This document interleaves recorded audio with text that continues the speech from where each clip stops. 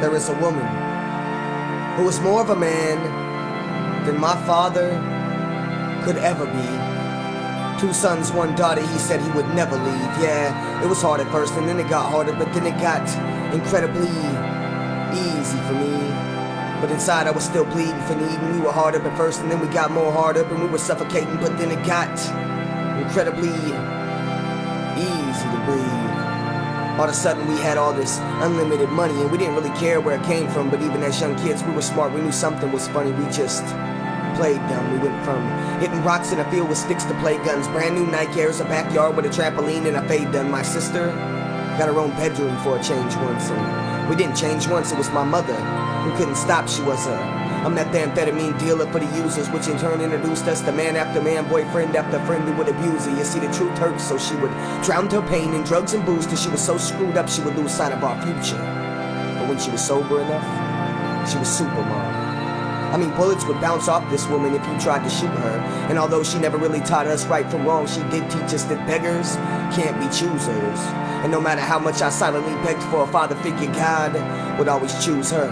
It was like he wanted me to be raised in the facade of a loser. And I'm not saying she's a loser, it was the lifestyle that never let us do good. She's a Supermom.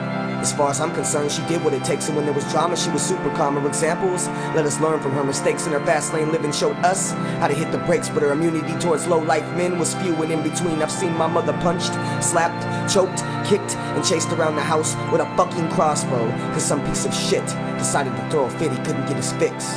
Or at least that's what his excuse was. My mother should've told him to grow a dick, since he didn't know what being a man really meant. Being a man means raising a fam, not raising your hand or calling a woman a bitch, especially in front of her kids.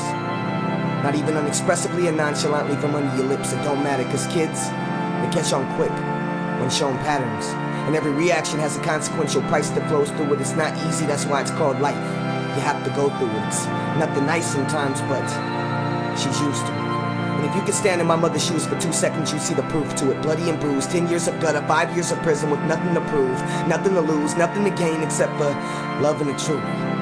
The same exact reasons why she never could seem to run from abuse. My mother, a Supermom with the kryptonite weakness covered up by super charm and a barely faded Adidas, trying super hard but still barely able to feed us, which is more than I can say for my father, who called about twice a year and still rarely dared to see us, and probably should have never bothered, cause it's not like he cared to teach us. No, I was raised by a woman who was more scared than he was, no more prepared than he was, but took the job. She was more of a man than he was. Shit, she was more than human. She was a Superman.